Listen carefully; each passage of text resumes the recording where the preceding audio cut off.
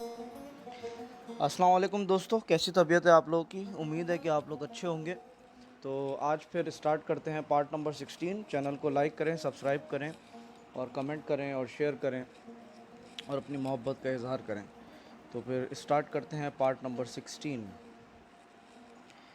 ये क़िस्सा सलाहुद्दीन अय्यूबी को सुनाया गया तो वो गहरी सोच में खो गया। अली बिन सुफियान इसके हुक्म का मुंतज़िर था। सुल्तान अय्यूबी ने नक्शा देखा और कहा, अगर जगह ये है तो ये हमारी अमलदारी से बाहर है। तुमने शहर के पुराने लोगों से जो मालूमात हासिल की हैं, इनसे ये साबित होता है कि फ़िरौन तो सदियां गुज़रे मर गए, लेकिन फ़िरौनियत अभी तक जाती नहीं।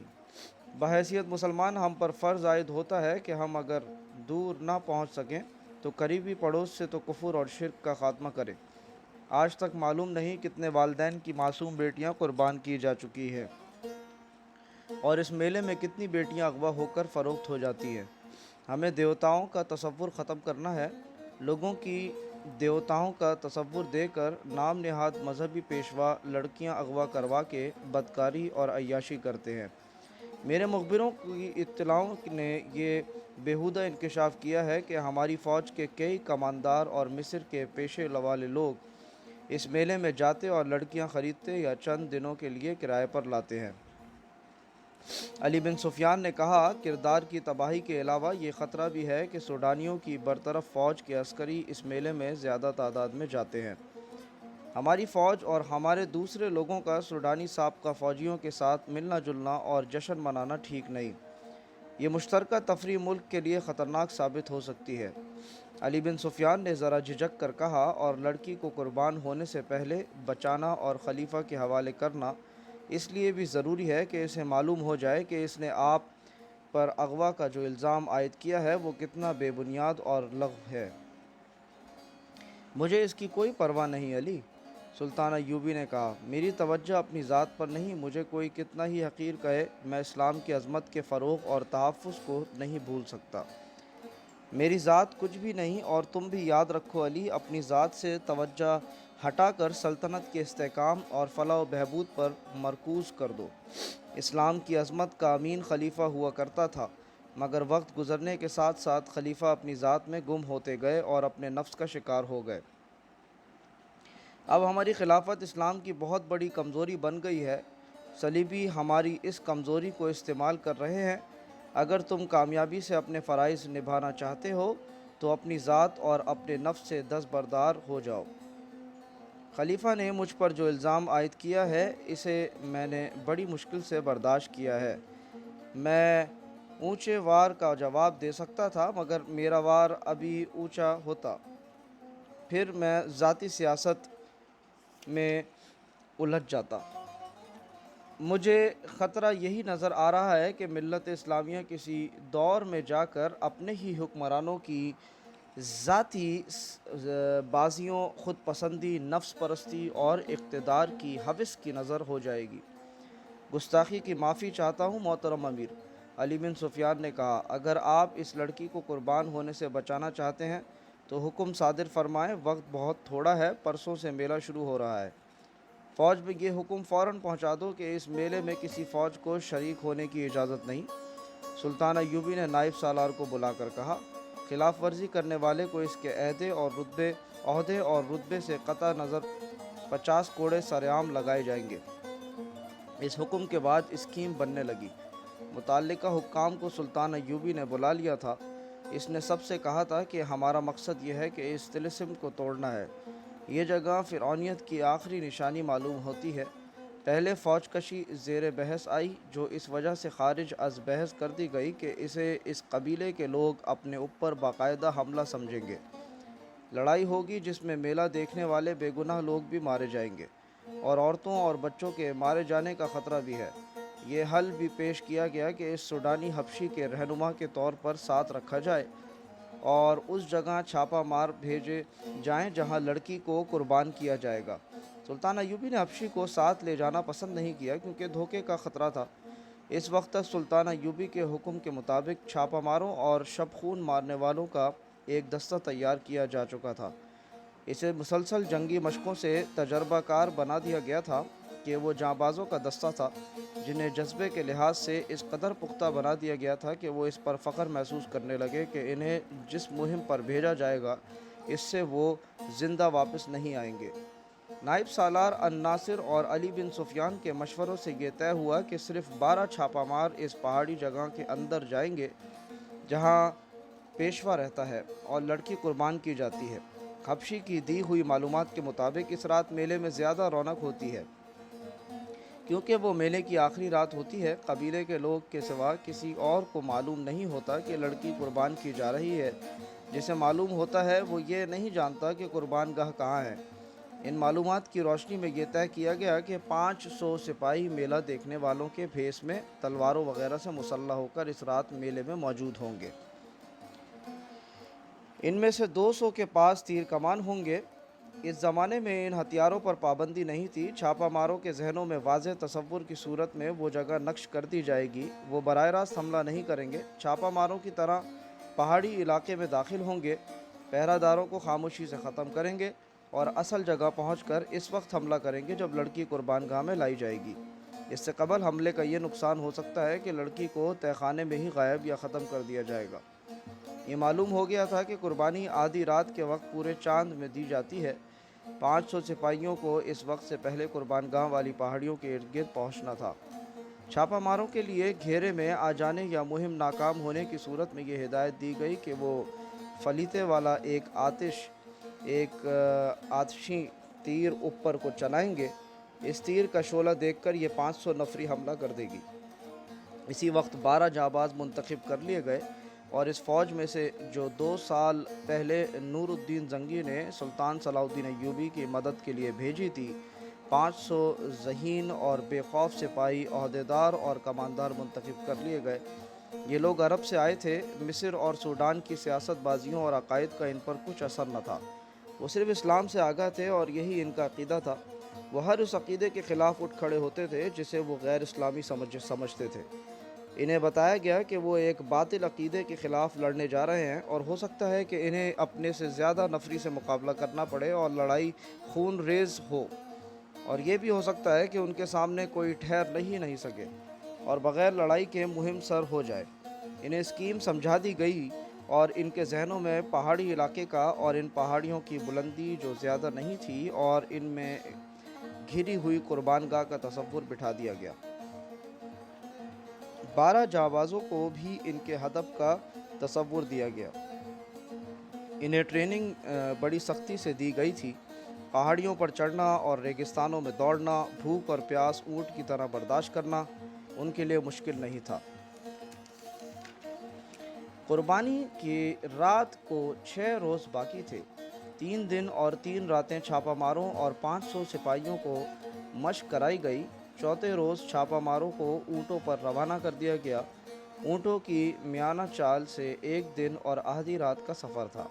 شتربانوں کو حکم دیا گیا تھا کہ چھاپہ ماروں کو پہاڑی علاقے سے دور جہاں وہ کہیں اتار کر واپس آ جائیں۔ 500 کے دستے کو تماشائیوں کے بھیس میں 2-2 4-4 کی ٹولیوں میں گھوڑوں اور اونٹوں پر روانہ کیا گیا۔ انہیں جانور اپنے ساتھ رکھنے تھے۔ ان کے ساتھ ان کے کماندار بھی اس بھیس میں چلے گئے۔ میلے کی آخری رات تھی۔ پورا چاند ابھرتا آ رہا تھا۔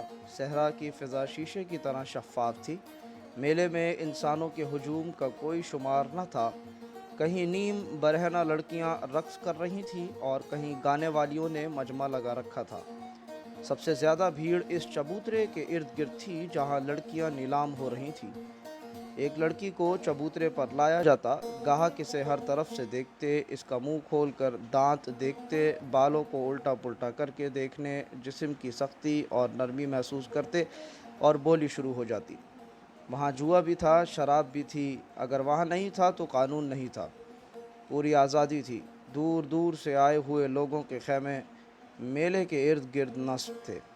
تماشائی مذہب اور اخلاق کی پابندیوں سے آزاد تھے۔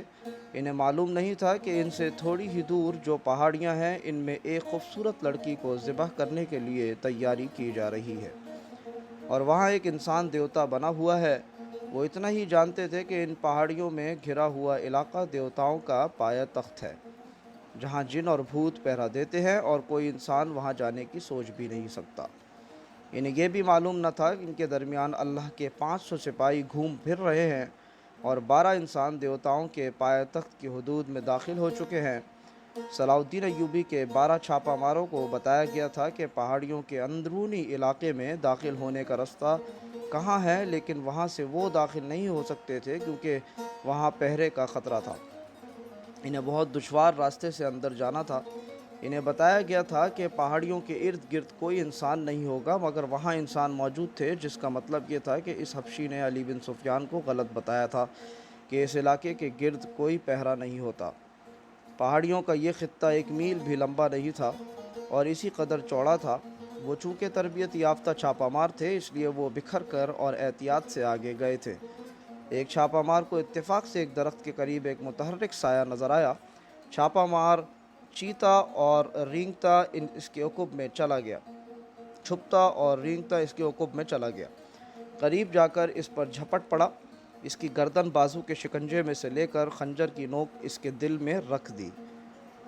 گردن ڈھیلی چھوڑ کر اس سے پوچھا کہ تم یہاں کیا کر رہے ہو اور یہاں کس قسم کا پہرا ہے؟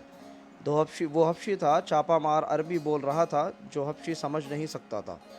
اتنے میں ایک اور چھاپہ مار آ گیا، اس نے بھی خنجر حبشی کے سینے پر رکھ دیا۔ انہوں نے اشاروں سے پوچھا تو حبشی نے اشاروں میں جواب دیا، جس سے شک ہوتا تھا کہ یہاں پہرا موجود ہے۔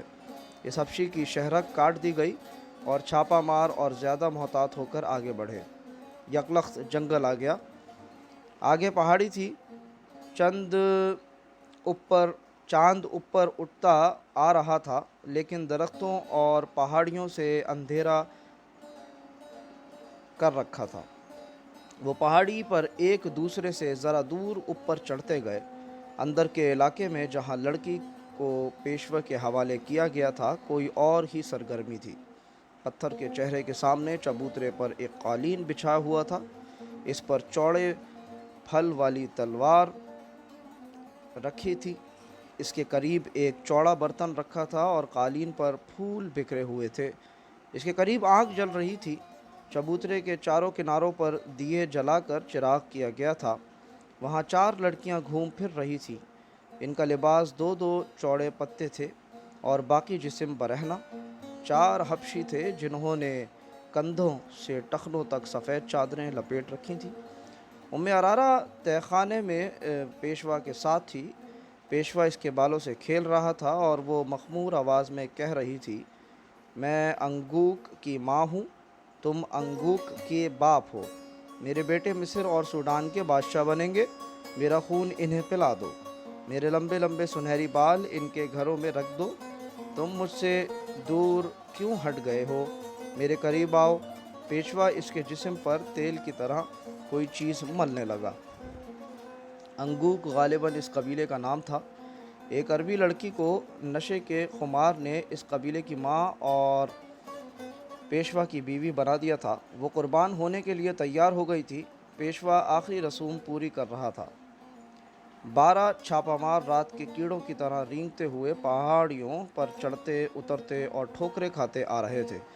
بہت ہی دشوار گزار علاقہ تھا۔ بیشتر جھاڑیاں خاردار تھیں۔ چاند سر پر آ گیا تھا۔ انہیں درختوں میں سے روشنی کی کرنیں دکھائی دینے لگی۔ ان کرنوں میں انہیں ایک حبشی کھڑا نظر آیا، جس کے ایک ہاتھ میں برچھی اور دوسرے میں لمبوتری ڈھال تھی۔ وہ بھی دیوتاؤں کے پائے تخت کا پہرے دار تھا۔ اسے خاموشی سے مارنا ضروری تھا۔ وہ ایسی جگہ کھڑا تھا جہاں اس پر عقب سے حملہ نہیں کیا جا سکتا تھا۔ آمنے سامنے کا مقابلہ موزوں نہیں تھا۔ ایک چھاپہ مار جھاڑیوں میں چھپ کر بیٹھ گیا، دوسرے نے اس کے سامنے ایک پتھر پھینکا جس نے گر کر اور لڑک کر آواز پیدا کی۔ حبشی بتکا اور اس طرف آیا۔ وہ جو ہی جھاڑی میں چھپے ہوئے چھاپہ مار کے سامنے آیا، اس کی گردن ایک بازو کے شکنجے میں آ گئی اور ایک خنجر اس کے دل میں اتر گیا۔ چھاپہ مار کچھ دیر وہاں رکے اور احتیاط سے آگے چل پڑے۔ ارارا قربانی کے لیے تیار ہو چکی تھی۔ پیشوا نے آخری بار اسے اپنے سینے سے لگایا اور اس کا ہاتھ تھام کر سیڑھیوں کی طرف چل پڑا۔ باہر کے 4 حبشی مردوں اور لڑکیوں کو پتھر کے سر اور چہرے کے منہ پر روشنی نظر آئی تو وہ منہ کے سامنے سجدے میں گر گئے۔ پیشوا نے اپنی زبان میں ایک اعلان کیا اور منہ سے اتر آیا، अरारा इसके साथ ही इसे वो कालीन पर ले गया। मर्द और लड़कियां इनके इर्द गिर्द खड़ी हो गईं। अरारा ने अरबी ज़बान में कहा, मैं अंगूब के बेटों और बेटियों के लिए अपनी गर्दन कटवा रही हूँ। मैं इनके गुनाहों का कुफ़ारा अदा कर रही हूँ। मेरी गर्दन काट दो। मेरा सर नगूक के देवता के कदमों में रख दो। देवता इस सर पर मिस्र और सूडान का ताज रखेंगे। चारों आदमी और लड़कियां एक बार फिर सिजदे में गिर गए। पेशवा ने अरारा को कालीन पर दो जानों बिठाकर इसका सर आगे झुका दिया और वो तलवार उठा ली जिसका फल पूरे हाथ जितना चौड़ा था। एक छापा मार जो सबसे आगे था रुक गया। इसने सरगोशी करके पीछे आने वालों को रोक लिया। पहाड़ी की बुलंदी से इन्हें चबूतरा और पत्थर का सर नजर आया। चबूतरे पर एक लड़की दो जानों बैठी थी जिसका सर झुका हुआ था। शफाफ चांदनी, चिराग और बड़ी मशलों ने सूरज की रोशनी का समा बना रखा था। लड़की के पास खड़े आदमी के हाथ में तलवार थी। दो जानों बैठी हुई लड़की बरहना थी। इसके जिस्म का रंग बता रहा था कि हबशी कबीले की लड़की नहीं। छापा मार दूर थे और बुलंदी पर भी थे। वहाँ से तीर खता जाने का खतरा था, मगर वो जिस पहाड़ी पर थे इसके आगे ढालान नहीं थी बल्कि सीधी दीवार थी जिससे उतरना नामुमकिन था। वो जान गए कि लड़की कुर्बान की जा रही है और इसे बचाने के लिए वक्त इतना थोड़ा है कि वो उड़कर ना पहुँचे तो इसे बचा नहीं सकेंगे। उन्होंने चोटी से नीचे देखा। चांदनी में इन्हें एक झील नज़र आई। इन्हें बताया गया था कि वहाँ एक झील है जिसमें मगरमच्छ रहते हैं। दाएं तरफ ढालान थी लेकिन वो भी तकरीबन दीवार की तरह थी। वहाँ झाड़ियाँ और दरख्त थे। इन्हें पकड़ पकड़ कर और एक दूसरे के हाथ थाम कर वो ढालान उतरने लगे। इनमें से आखिरी जाबाज ने इत्तेफाक से सामने देखा। चांदनी में सामने की चोटी पर इसे एक हबशी खड़ा नजर आया। इसके एक हाथ में ढाल थी और दूसरे हाथ में बर्छी जो इसने तीर की तरह फेंकने के लिए तान रखी थी। छापामारों पर चांदनी नहीं पड़ रही थी। हबशी अभी शक में था। आखिरी छापामार ने कमान में तीर डाला। रात की खामोशी में कमान की आवाज़ सुनाई दी। तीर हबशी की शहरग में लगा और वो लड़कता हुआ नीचे आ रहा। छापा मार ढालान उतरते गए। गिरने का खतरा हर कदम पर था। पेशवा ने तलवार की धार अरारा की गर्दन पर रखी और ऊपर उठाई। लड़कियों और मर्दों ने सजदे से उठकर दो जानों बैठते हुए पुरसोज और धीमी आवाज़ में कोई गाना शुरू कर दिया। ये एक गूंज थी जो इस दुनिया की नहीं लगती थी। पहाड़ियों में घिरी हुई इस तंग सी वादी में ऐसा तिलिस्म जारी हुआ जा रहा था जो बाहर के किसी भी इंसान को यकीन दिला सकता था कि ये इंसान की नहीं देवताओं की सरजमीन है। पेशवा तलवार को ऊपर ले गया। अब तो एक दो सांसों की देर थी। तलवार नीचे को आने ही लगी थी कि एक तीर पेशवा की बगल में धंस गया। इसका तलवार वाला हाथ अभी नीचे नहीं गिरा था कि तीन तीर बैक वक्त इसके पहलू में उतर गए। लड़कियों की चीखें सुनाई दी। मर्द किसी को आवाज़ें देने लगे। तीरों की एक और बाढ़ आई जिसने दो मर्दों को गिरा दिया। लड़कियां जिधर मुंह आया दौड़ पड़ी। अरारा इस शोरगुल और अपने इर्द गिर्द तड़पते हुए और खून में डूबे हुए जिस्मों से बेनियाज सर झुकाए बैठी थी। छापा मार बहुत तेज़ दौड़ते आए, चबूतरे पर चढ़े और अरारा को एक ने उठा लिया। वो अभी तक नशे की हालत में बातें कर रही थी। एक जाबाज ने अपना कुर्ता उतारा और इसे पहना दिया। इसे लेकर चले ही थे कि एक तरफ से 12 तीर हबशी बर्चियाँ 13 हबशी बर्छियाँ और ढालें उठाए दौड़ते आए। छापा मार बिखर गए। इनमें 4 के पास तीर कमाने थीं। इन्होंने तीर बरसाए। बाकी छापा मार एक तरफ छुप गए और जब हबशी आगे आए तो उक़ुब से इन पर हमला कर दिया। एक तीर अंदाज ने कमान में फलीते वाला तीर निकाला, फलीते को आग लगाई और कमान में डालकर ऊपर को छोड़ दिया। तीर दूर ऊपर जाकर रुका तो इसका शोला जो रफ्तार की वजह से दब गया था, रफ्तार ख़त्म होते ही भड़क उठा और नीचे आने लगा।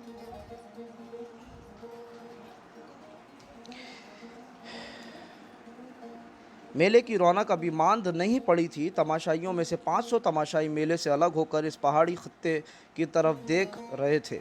انہیں دور فضا میں ایک شعلہ نظر آیا جو بھڑک کر نیچے کو جانے لگا۔ وہ گھوڑوں اور اونٹوں پر سوار ہوئے، ان کے کماندار ساتھ تھے۔ پہلے تو وہ آہستہ آہستہ چلے تاکہ کسی کو شک نہ ہو۔ ذرا دور جا کر انہوں نے گھوڑے دوڑا دیے۔ تماشائی میلے میں شراب، جوئے اور ناچنے گانے والی لڑکیوں اور عصمت فروش عورتوں میں اتنے مگن تھے کہ کسی کو کان و کان خبر نہ ہوئی کہ ان کے دیوتاؤں پر کیا قیامت ٹوٹ پڑی ہے۔ چھاپہ مار نے اس خطرے کی وجہ سے آتشیں تیر جلا دیا تھا کہ حبشیوں کی تعداد زیادہ ہوگی، مگر فوج وہاں پہنچی تو وہاں 12-13 لاشیں حبشیوں کی اور 2 لاشیں چھاپہ مار شہیدوں کی پڑی تھیں۔ وہ برچھیوں سے شہید ہوئے تھے۔ کمانداروں نے وہاں کا جائزہ لیا، پتھر کے منہ میں گئے اور تہہ خانے میں جا پہنچے۔ وہاں انہیں جو چیزیں ہاتھ لگیں اور وہ اٹھا لی۔ ان میں سے ایک پھول بھی تھا جو قدرتی نہیں بلکہ کپڑے سے بنایا گیا تھا۔ احکام کے مطابق فوج کو وہیں رہنا تھا، لیکن پہاڑیوں میں چھپ کر چھاپہ ماروں نے ارارہ کو گھوڑے پر ڈالا اور قاہرہ کی طرف روانہ ہو گئے۔ صبح طلوع ہوئی، میلے کی رونق ختم ہو گئی تھی۔ بیشتر تماشائی رات شراب پی پی کر ابھی تک مدہوش پڑے تھے۔ دکاندار جانے کے لیے مال اسباب باندھ رہے تھے، لڑکیوں کے بیوپاری بھی جا رہے تھے۔ صحرا میں روانہ ہونے والوں کی قطاریں لگی ہوئی تھیں۔ میلے کے قریب جو گاؤں تھا، وہاں کے لوگ بے تابی سے اس لڑکی کے بالوں کا انتظار کر رہے تھے جسے رات قربان کیا گیا تھا۔ اس قبیلے کے لوگ جو دور دراز دیہات کے رہنے والے تھے، پہاڑی جگہ سے دور کھڑے دیوتاؤں کے مسکن کے طرف دیکھ رہے تھے۔ ان کے بڑے بوڑھے انہیں بتا رہے تھے کہ ابھی پیشوا آئے گا، وہ دیوتاؤں کی خوشنودی کا پیغام دے گا اور ان میں بال تقسیم کرے گا، مگر ابھی تک کوئی نہیں آیا تھا۔ دیوتاؤں کے مسکن پر سکوت طاری تھا۔ اس منتظر ہجوم کو معلوم نہ تھا کہ وہاں فوج مقیم ہے اور اب وہاں سے دیوتاؤں کا کوئی پیغام نہیں آئے گا۔ دن گزرتا گیا۔ قبیلے کے جن نوجوانوں نے قربانی کی باتیں سنی تھیں، انہیں شک ہونے لگا کہ یہ سب جھوٹ ہے۔ دن گزر گیا، سورج انہی پہاڑیوں کے پیچھے جا کر ڈوب گیا۔ کسی میں اتنی جرات نہیں تھی کہ وہاں جا کر دیکھتا کہ پیشوا کیوں نہیں آیا۔ طبیب کو بلا لاؤ، سلطان ایوبی نے کہا۔ لڑکی پر نشے کا اثر ہے۔ ارارہ اس کے سامنے بیٹھی تھی اور کہہ رہی تھی، میں انگوک کی ماں ہوں، تم کون ہو؟ تم دیوتا نہیں ہو۔ میرا شوہر کہاں ہے؟ میرا سر کاٹو اور دیوتا کو دے دو۔ مجھے میرے بیٹوں پر قربان کر دو۔ وہ بولے جا رہی تھی، مگر اب اس پر غنودگی بھی طاری ہو رہی تھی۔ اس کا سر ڈول رہا تھا۔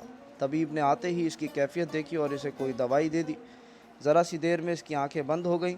اسے لٹا دیا گیا، وہ گہری نیند سو گئی۔ سلطان ایوبی کو تفصیل سے بتایا گیا کہ پہاڑی خطے میں کیا ہوا اور وہاں کیا ملا ہے۔ اس نے اپنے نائب سالار الناصر اور بہاؤالدین شداد کو حکم دیا کہ 500 سوار لے جائیں، ضروری سامان لے جائیں اور اس بت کو مسمار کر دیں، مگر اس جگہ کی فوج کے گھیرے میں رکھیں۔ حملے کی صورت میں مقابلہ کریں۔ اگر وہ لوگ دب جائیں اور لڑ نہ سکیں تو انہیں وہ جگہ دکھا کر پیار اور محبت سے سمجھائیں کہ یہ محض ایک فریب تھا۔ شداد نے اپنی ڈائری میں جو عربی زبان میں لکھی گئی تھی، اس واقعے کو یوں بیان کیا ہے کہ وہ 500 سواروں کے ساتھ وہاں پہنچا۔ رہنمائی اس فوج کے کماندار نے کی جو پہلے ہی وہاں موجود تھا۔ سینکڑوں سوڈانی حبشی دور دور کھڑے تھے۔ ان میں سے بعض گھوڑوں اور اونٹوں پر سوار تھے۔ ان کے پاس برچیاں، تلواریں اور کمانیں تھیں۔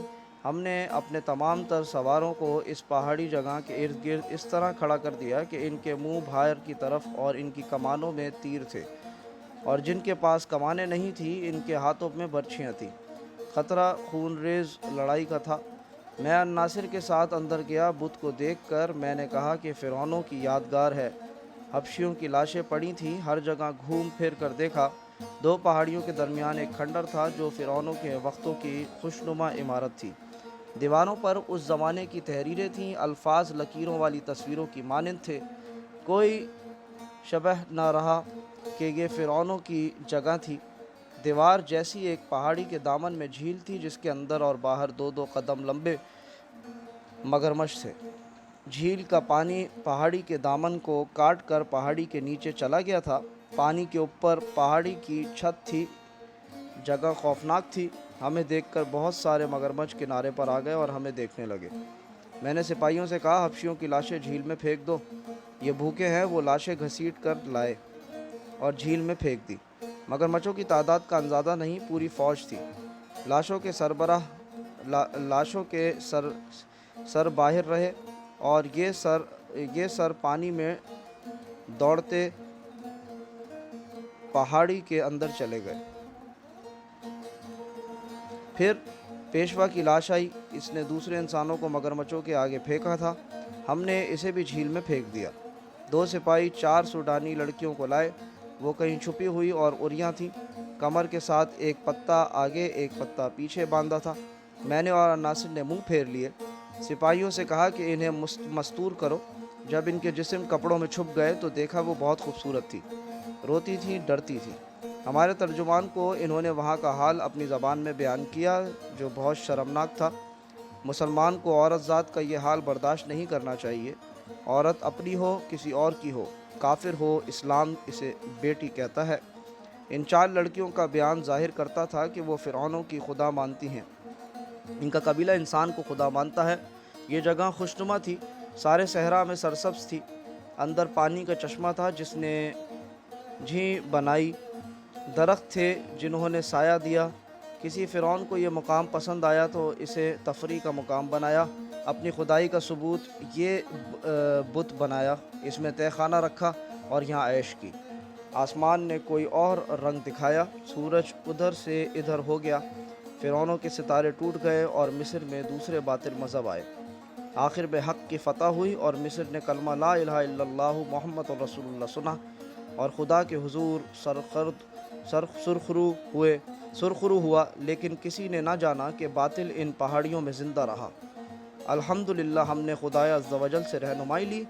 बातिल का ये नक्श भी उखाड़ा और इस रेगज़ार को पाक किया। इस जगह को सवारों के घेरे में लेकर फ़ौज ने पत्थर के इस हैबतनाक बुत को मसमार कर दिया। चबूतरा भी गिरा दिया। तहखाने मलबे से भर दिया। बाहर सैकड़ों हबशी हैरान और खौफजदा खड़े थे कि ये क्या माजरा है। इन सब को बुलाकर अंदर ले जाया गया और यहाँ कुछ भी नहीं था। चारों लड़कियाँ उनके हवाले की गईं। चारों के बाप और भाई वहाँ मौजूद थे। उन्होंने अपनी अपनी लड़की ले ली। इन्हें बताया गया कि यहाँ एक बदकार आदमी रहता था और वो मगरमच्छों को खिला दिया गया है। इन सैकड़ों हबशियों को इकट्ठा बिठाकर इनकी ज़बान में वाज दिया गया। वो सब खामोश रहे। इन्हें इस्लाम की दावत दी गई। वो फिर भी खामोश रहे। कभी कभी शक होता था जैसे इनकी आंखों में खून उतर आया है। इन्हें ये अल्फाज धमकी के लहजे में कहे गए, अगर तुम सच्चे खुदा को देखना चाहते हो तो हम तुम्हें दिखाएंगे। अगर तुम इस जगह को जहाँ तुम बैठे हो अपने झूठे खुदाओं का घर कहते रहोगे तो हम इन पहाड़ों को भी रेज़ा रेज़ा करके रेत के साथ मिला देंगे। फिर तुम देखोगे कि कौन सा खुदा सच्चा है। उधर काहिरा में उम्मे अरारा होश में आ चुकी थी। वो अपनी दास्तान सुना चुकी थी जो ऊपर बयान की गई है। कभी वो कहती थी कि इसने कोई ख्वाब देखा है, उसे सारी बातें आ गई हैं। इसने बताया कि पेशवा इसे दिन रात बेआबरू करता था और फूल कई बार इसकी नाक साथ लगाता था। उम्मे अरारा को बताया गया कि इसकी गर्दन कटने वाली थी। अगर छापा मार बर वक्त ना पहुँचे जाते तो इसका सर गार में और जिस्म मगरमच्छों के पेट में होता। नाजुक सी की हसीन लड़की खौफ से कांपने लगी। इसके आंसू निकल आए। इसने सुल्तान अय्यूबी के हाथ चूम लिए और कहा, खुदा ने मुझे गुनाहों की सज़ा दी है। मैं अपने गुनाहों का एतराफ़ करना चाहती हूँ। खुदा के लिए मुझे पनाह में ले ले। इसकी ज़हनी कैफियत बहुत बुरी थी। इसने शाम के एक दौलतमंद ताजिर का नाम लेकर कहा कि वो इसकी बेटी है। ये मुसलमान ताजिर था। इसका दोस्ताना शाम के अमीरों के साथ था। उस वक्त के अमीर एक एक शहर या थोड़े थोड़े रकबे के खित्तों के हुक्मरान हुआ करते थे जो मरकज़ी अमारत के मातहत थे। मरकज़ी अमारत मरकज़ी वजारत और खिलाफत के मातहत होती थी। ये अमरा दसियों सदी के बाद पूरी तरह अय्याशियों में डूब गए थे। बड़े ताजिरों से दोस्ती रखते थे, इनके साथ कारोबार भी करते और रिश्वत भी लेते थे। इनके हरमों में लड़कियों की अफरात रहती और शराब भी चलती थी। उम्मे अरारा ऐसी एक दौलतमंद ताजिर की बेटी थी जो अपने बाप के साथ 12-13 साल की उम्र में अमरा की रक़्स व सुरूद के महफ़िलों में जाने लगी थी। बाप गालिबन देख रहा था कि लड़की खूबसूरत है, इसलिए वो इसे लड़कपन से में ही अमरा की सोसाइटी का आदी बनाने लगा था। उम्मे अरारा ने बताया कि वो 14 साल की हुई तो अमरा ने इसमें दिलचस्पी लेना शुरू कर दी थी। दो ने इसे बड़े कीमती तोहफे भी दिए। वो गुनाहों की इस दुनिया की होके रह गई। उमर की 16वें साल वो बाप को बताए बगैर एक अमीर की दरपर्दा दाश्ता बन गई, मगर रहती अपने घर में थी। वो दौलत में जुनी पली थी, शर्म व हया से आशना नहीं थी। 2-3 سال بعد وہ باپ کے ہاتھ سے نکل گئی۔ وہ آزادی سے 2 اور امرا سے تعلقات پیدا کر لیے۔ اس نے خوبصورتی، چرب زبانی اور مردوں کو انگلیوں پر نچانے میں نام پیدا کر لیا۔ باپ نے اس کے ساتھ سمجھوتا کر لیا۔ گزشتہ 6 سال سے اسے ایک اور ہی قسم کی ٹریننگ ملنے لگی تھی۔ یہ 3 امرا نے مل کر سازش کی تھی جس میں اس کا باپ بھی شریک تھا۔ اسے خلافت کی جڑیں کھوکھلی کرنے کی ٹریننگ دی جا رہی تھی۔ آگے چل کر اس سازش میں ایک صلیبی بھی شامل ہو گیا۔ یہ امرا خود مختار حاکم بننے کے خواب دیکھ رہے تھے۔ صلیبیوں کی مدد کے بغیر یہ ممکن نہ تھا۔ عرارہ کو نور الدین زنگی اور خلافت کے درمیان غلط فہمیاں پیدا کرنے کے لیے بھی استعمال کیا گیا تھا۔ صلیبیوں نے اس مہم میں 3 عیسائی لڑکیاں شامل کر کے ایک زمین دوز محاذ بنا لیا۔ انہوں نے جب دیکھا کہ مصر میں صلاح الدین ایوبی نے نام پیدا کر لیا ہے اور اس نے 2 ایسے کارنامے کر دکھائے ہیں جس نے اس مصر کا وزیر اور امیر نہیں بلکہ بادشاہ بنا دیا ہے، تو عرارہ کو خلیفہ العاضد کی خدمت میں تحفے کے طور پر بھیجا گیا۔ اس مہم یہ دی گئی تھی کہ خلیفہ کے دل میں صلاح الدین ایوبی کے خلاف دشمنی پیدا کرے اور سابق سوڈانی فوج کے جو چند ایک حکام فوج میں رہ گئے ہیں انہیں العاضد کے قریب کر کے سوڈانیوں کو ایک اور بغاوت پر آمادہ کرے۔ اسے دوسری مہم یہ دی گئی تھی کہ خلیفہ العاضد کو آمادہ کرے کہ سوڈانی جب بغاوت کریں تو وہ انہیں ہتھیاروں اور ساز و سامان سے مدد دے اور اگر ممکن ہو سکے تو صلاح الدین ایوبی کی فوج کا کچھ حصہ باغی کر کے سوڈانیوں سے ملا دے۔ خلیفہ اور کچھ نہ کر سکے تو اپنا محاذ دستہ سوڈانیوں کے حوالے کر کے خود سلطان ایوبی کے پاس جا پناہ لے اور اسے کہے کہ اس کے محافظ باغی ہو گئے ہیں۔ مختصر یہ کہ صلاح الدین ایوبی کے خلاف ایسا محاذ قائم کرنا تھا جو اسے مصر سے بھاگنے پر مجبور کر دے اور وہ باقی عمر گمنامی میں گزار جائے۔ عرارہ نے سلطان ایوبی کو بتایا کہ وہ مسلمان کے گھر پیدا ہوئی تھی لیکن باپ نے اسے مسلمانوں کی ہی جڑیں کاٹنے کی تربیت دی اور سلطنت اسلامیہ کے امرا نے اپنے دشمنوں کے ساتھ مل اپنی ہی سلطنت کو تباہ کرنے کی کوشش کی۔ اس لڑکی نے خلیفہ العاضد کا دماغ اپنے قبضے میں لے لیا اور سلطان ایوبی کے خلاف کر دیا تھا۔ رجب کو وہ اس سازش میں شریک کر چکی تھی۔ رجب نے داؤ فوجی حکام کو اپنے ساتھ ملا لیا تھا۔ رجب نے اس سلسلے میں یہ کام کیا کہ خلیفہ کے محافظ دستے میں وہ مصریوں کی جگہ سوڈانی رکھتا جا رہا تھا۔ عرارہ کو خلیفہ کے پاس آئے ابھی 2-2.5 مہینے ہوئے تھے۔ وہ قصر خلافت میں پر غالب آ گئی اور حرم کی ملکہ بن گئی تھی۔ اس نے یہ انکشاف بھی کیا کہ خلیفہ سلطان ایوبی کو قتل کرانا چاہتا ہے اور رجب نے حشیشین سے مل کر قتل کا انتظام کر دیا تھا۔ یہ محض اتفاق کی بات ہے کہ سلطان ایوبی نے خلیفہ کے بیکار وجود اور عیش پرستی سے تنگ آ کر اس کے خلاف کارروائی شروع کر دی تھی اور یہ بھی اتفاق تھا کہ عرارہ کو وہی لوگ اغوا کر کے لے گئے جنہیں وہ سلطان ایوبی کے خلاف لڑانا چاہتی تھی۔ اور یہ اتفاق تو بڑا ہی اچھا تھا کہ سلطان ایوبی نے رجب سے محافظ دستے کی کمان لے لی اور وہاں اپنی پسند کا ایک نائب سالار بھیج دیا تھا، مگر ان اتفاقات نے حالات کا دھارا موڑ کر سلطان ایوبی کے لیے خطرہ پیدا کر دیا۔ سلطان نے عرارہ کو اپنی پناہ میں رکھا۔ لڑکی بری طرح پچھتا رہی تھی اور گناہوں کا کفارہ ادا کرنا چاہتی تھی۔ قدرت نے اسے ایک دھچکا دے کر اس کا دماغ درست کر دیا تھا۔ سلطان ایوبی ٹھنڈے دل سے سوچنے لگا کہ اس سازش میں جو حکام شامل ہیں ان کے ساتھ وہ کیا سلوک کرے۔ دوسرے دن الناصر اور بہاؤالدین شداد فرعونوں کا آخری نشان مٹا کر فوج میں واپس لے آئے۔ تو ساتھیوں، آج پارٹ 16 کا اختتام ہوتا ہے۔ کل ملیں گے پارٹ 17 کے ساتھ۔ امید ہے کہ آپ کو پسند آیا ہوگا۔ چینل کو لائک کریں، سبسکرائب کریں اور کمنٹ کریں اور شیئر کریں۔ Thank you. السلام علیکم ورحمۃ اللہ وبرکاتہ۔